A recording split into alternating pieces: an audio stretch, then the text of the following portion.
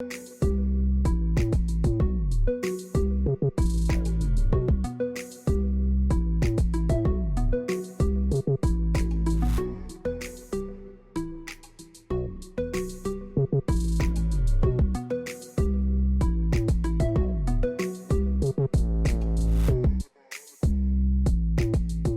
Friday, March 22, the end of another work week. We have lots to tell you today. The ruling in the case challenging the validity of the December 21, 2018 vote in the National Assembly was today heard in the Court of Appeal. Follow our website and social media for a special report on the ruling. Amidst the opposition's cries that a constitutional crisis will ensue in Guyana after March 21, government ministers are encouraging citizens to stay calm and carry on with life as per normal. The ministers were part of a massive ministerial outreach spanning the 15 constituencies of Georgetown on Wednesday, March 20. Minister of Foreign Affairs Carl Greenidge, who is performing the duties of president during a meeting in Constituency 3, East and West Camberville, encouraged residents to continue life as normal even after March 21 and not to be fooled by anyone. If you find that in your place of work or anywhere else, people come and try to encourage you not to work, let me just remind you of the following. If you're a government employee, you have a contract. The contract does not say that you will stop working because the PPP deems there to be a constitutional crisis. Minister Ramjatan, speaking at a meeting in Constituency 4, Newtown Kitty, told residents that the government will remain and will continue to serve the people of Guyana as it was duly elected to do. What they're utilizing now is by saying that when the 21st of March comes, this certain 90-day period will make the government illegal. Well, it is not going to make this government illegal, brothers and sisters. We are going to be purely legal. We will have all the powers of any government because we were duly elected. Meanwhile, in North and East La Penitence, Minister of State Joseph Harmon urged residents not to be intimidated by the opposition lies. We should not be cowed. We should not be cowed by language that seems to evoke unnecessary ire and the emotions of people. It is unnecessary, and we believe that it is intended to create division among our people. For InfoHub, Stacey Carmichael. Commissioner of Police Leslie James is urging Guyanese to keep the peace and uphold the law. The call was made as he addressed the nation on Thursday. Commissioner James reminded that the matter surrounding the December 21 vote is still being addressed at the judiciary level. The leadership and members of the Guyana Police Force have noted on social media notions of seeming intention to disrupt the current calm in our society. May I warn that anyone found in breach of the law will be dealt with in a condign manner. The force's membership throughout the 10 administrative regions is on high alert and endeavors to prevent and respond to any eventuality. Similar sentiments were echoed by Public Security Minister Kemraj Ramjatan. Minister Ramjatan called on Guyanese to remain calm and not be provoked by the falsehoods being peddled by the opposition. We have to keep our calm because you know what they want? They want a racial war in this country. That is exactly what they want. So they're provoking people, they're provoking it, but we must not be provoked by them. We go, do we walk tomorrow, Friday, whatever? Next week we do it, we don't bother with them. He called on them not to be fooled and said the government will remain and will continue to serve the people of Guyana as it was duly elected to do. Isaiah Braffett for InfoHub. Residents of Barabina Hill, Mabaruma are beyond grateful for the coalition government and the outstanding work it has been doing over the last 3.5 years. For more than 23 years, residents of Barabina Hill, Mabaruma, have been wallowing through swampy lands to get to the main thoroughfare. This was the only access road for residents of the closely knitted community of close to 500 residents. Today, they are grateful for assistance from the coalition government for fixing the road. The new government come and take over and try to help me. We suffered for 3 years after that, after the new government take over. And now, this year, they try their best to satisfy we in the community. And we satisfy and proud about the road with the new government help. That swamp road was promised by the former government to fix that road. They tried to fix it, which cost millions of dollars, and we never had no long-term service from it. But with this government, the coalition government, we are very thankful. Before 2018, the road was a swamp, and I used to punish a lot to get to work, especially when I'm late. And when you get taxi up to the water edge, and then from there we had to walk in, and that was like a half an hour walking. And since January, I'm no longer late for work. I'm always on time because I just have to catch a taxi and I drive to work. And for me, the government has done a great job. Government, through the Ministry of Public Infrastructure, has pumped a whopping $59.9 million to rehabilitate the roadway. Residents said they are happy that this administration had moved the road to a new location a few feet away. Construction company International Imports and Supplies undertook the project, which was completed earlier this year. The company is currently building a concrete bridge connecting the roads, much to the satisfaction of residents.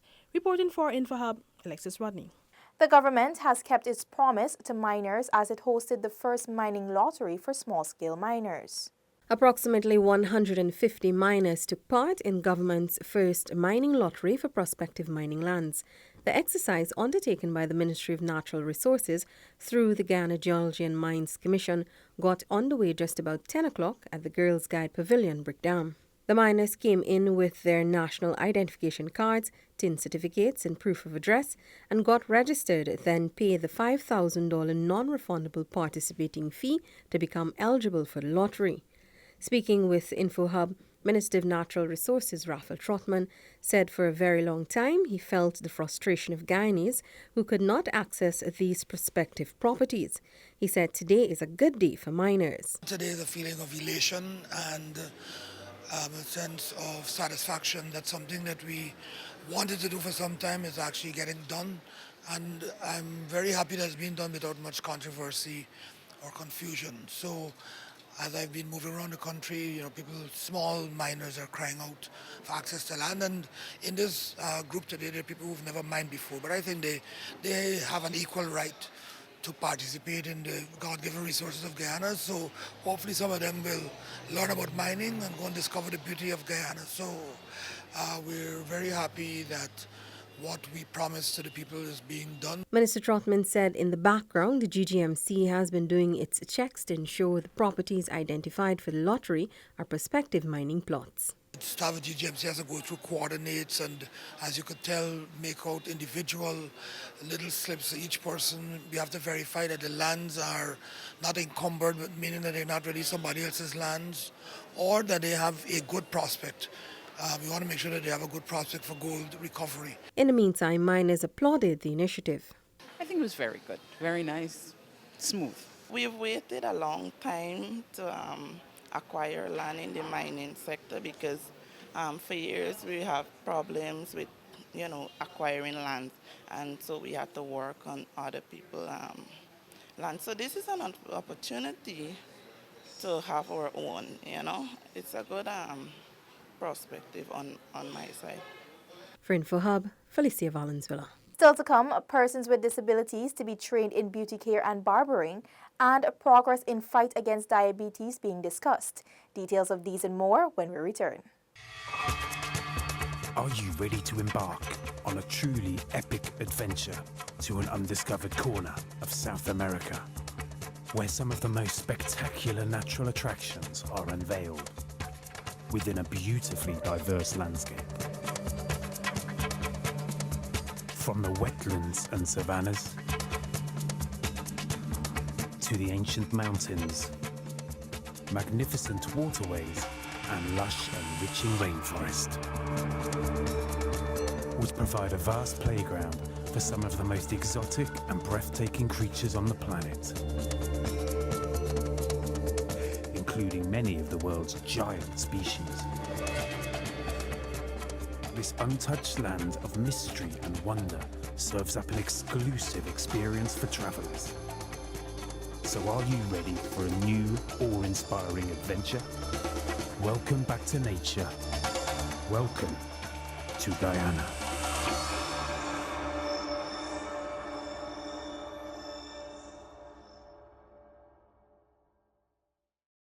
Welcome back. At least 11 persons with disabilities between the ages of 16 to 45 will be trained in beauty care and barbering through a new program introduced by the Ministry of Public Health. This will be facilitated at the newly commissioned Beauty Care and Barbering Center in Sophia. The first batch will commence on April 29, 2019. The program's curriculum will run for a period of 2 years. The practical skills training program will be based at the new center at Sophia, while those into barbering will be trained at Kevin's Reflection Salon. Director of Disability and Rehabilitation Services, Dr. Ariane Mangar. When they're done, this is something that they can then do, they can practice, and then once that works out for them, they can go out and earn, enhancing their quality of life. And that's the mission. When they're finished, they can, as I said, hopefully we can get them attached to various salons where they can do attachment periods. And at the salons, they will be able to show off their skills, and hopefully some salons take them on. And if not, they can then probably start their own little small business. Minister of Public Health Waldo Lawrence explained that there was once a time when persons with disabilities were marginalized. She said the ministry is now doing more than just rehabilitate these persons, but ensuring they play a role in society's development. The director spoke of us shifting the goalposts or tearing down the goalposts, of us being able to give to these young men and women a package which will be able to help them for the rest of their lives, to provide them with a skill, but not only provide them with a skill, but to say to all of Guyana, hello, we can perhaps give you an injection, we can perhaps dress your wound, we can perhaps give you medication for whatever ailment you have, but we can also, as the health sector, address the social determinants of health. Since 2016, management of the Open Doors Vocational Center reviewed the programs offered in an effort to deliver based on what is suited to persons with disabilities, what the students are interested in, and the skills that are in demand. As such, this beauty care and barbering program was developed. For InfoHub, Delicia Haynes. Still on health, representatives of the North America and Caribbean region of the International Diabetes Federation are currently meeting in Guyana to discuss the progress of member states in the fight against diabetes. High on the agenda is positioning interventions geared at reducing diabetic-related morbidity and mortality by 2025. Minister of Public Health Waldo Lawrence, who officially opened the discussion, spoke of the importance of leadership in the fight against diabetes. She also noted that fruitful collaboration with all stakeholders equals success in the goal of preventing and controlling diabetes. And I want to say this to you, that you cannot do it without the political will. And I'm saying it from the place in which I stand this morning as the Minister of Public Health. But I believe that as a politician, it is my right, having sworn to protect the people, to ensure that I do it on all spheres. It takes strong leadership. Strong leadership. And strong leadership is not only at the political level, but I see strong leaders in this room.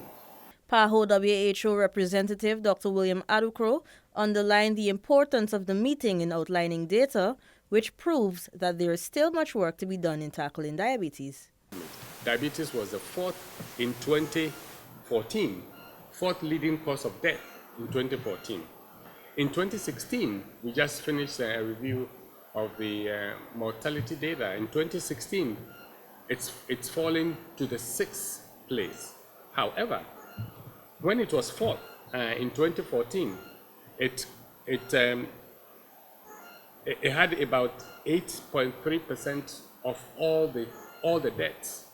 In 2016, because it contributes 9.4% of all the deaths.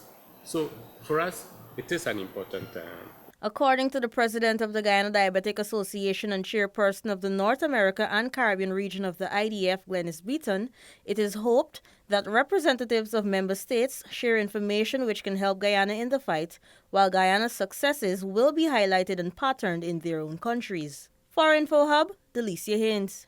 Over 140 students in the University of Guyana's Petroleum, Mining and Engineering programs are slated to benefit from new microscopes donated by the University of Toronto. The 23 lights polarizing microscopes, valued in excess of $30 million, were gifted to the Faculty of Engineering and Technology at the university's Turkine campus. The microscopes were gifted by the University of Toronto. Vice-Chancellor and 10th Principal of University of Guyana, Professor Ivelaw Griffith, cited the importance of partnerships for the development of the university. We have the wonderful opportunity at our university of strengthening what we do and how we do it. But we also know that that opportunity presents occasions for partnerships. Partnerships that are tangible demonstrations of the interest in the university, in the interests of our nation. Head of the Department of Geology, Dr. Andrew Chater, noted the department's gratitude for the equipment. I think this is the way to go, because we do need a microscope that we can use, not for you guys, but this is good for the petroleum engineers, at least their geoscience is good for petroleum geoscientists when we come, and it's good for mining engineers. So it'll have a long-term use. It's a basic microscope that we can use in junior years. The state-of-the-art microscopes will allow for an improved standard of teaching and learning and will facilitate better training of students. From the University of Guyana's Faculty of Engineering and Technology, Letitia Isaacs for InfoHub. Here now are some scenes from Thursday's Pagwa celebration across the country.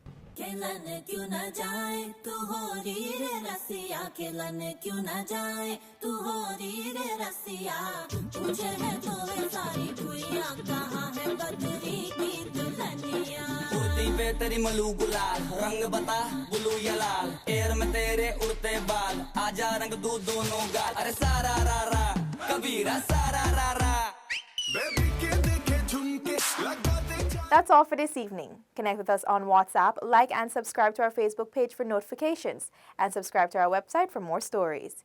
You can also follow us on Instagram for updates. Your bridge and weather reports are up next. Have a safe and enjoyable weekend. Goodbye.